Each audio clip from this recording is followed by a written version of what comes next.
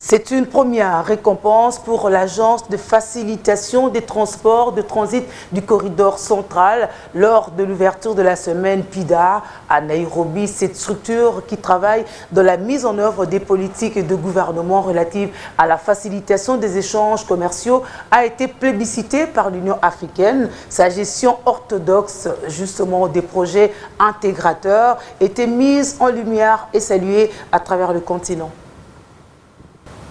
Une action pour un mérite, il était temps de s'arrêter et de célébrer les couronnements d'une gestion orthodoxe qui a prouvé ses performances. Lundi à Nairobi, le tapis rouge a été déroulé pour saluer l'excellence du travail mené par l'Agence des facilitations des transports des transits du corridor central, structure qui a laissé les empreintes indélébiles lors de la tenue de la 7e semaine PIDA à Nairobi, ouverte par le chef de l'État, le plébiscite et de l'Union africaine.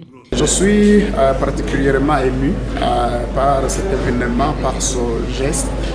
C'est une récompense qui vient d'être accordée à seulement 3 personnes représentant 3 organisations sur tout le continent africain. Et je suis parmi les 3. Je suis très content pour cet événement. Reçu par le secrétaire exécutif, ce prix de l'excellence vient mettre en lumière les efforts déployés par l'Agence des facilitations des transports des transits du corridor central dans la mise en œuvre de politiques des pays membres du corridor central pour développer les infrastructures de base et booster les échanges commerciaux. Pour les pays du corridor central, c'est une très bonne nouvelle et nous voudrions en passant leur dédier ce prix parce que c'est un message fort pour tous les investisseurs que le corridor central est une région propice aux investissements.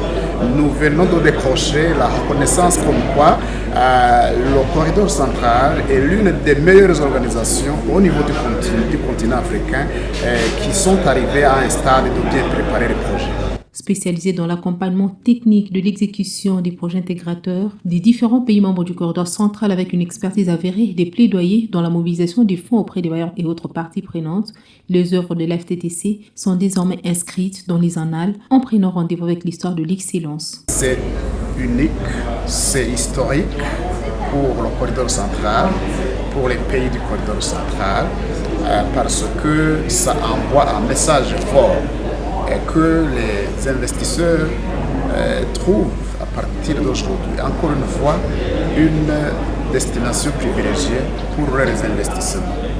Nous nous sommes mis à préparer les projets du corridor central, les projets routiers, ferroviaires, portuaires, et aujourd'hui, la récompense qui nous est accordée concerne ce projet de route qui va relier Uvira à Bukavu, à République démocratique du Congo. C'est un projet qui va profiter non seulement à la RDC, mais également à la Tanzanie, au Burundi, au Rwanda et au Ouganda, tous les pays membres du corridor central.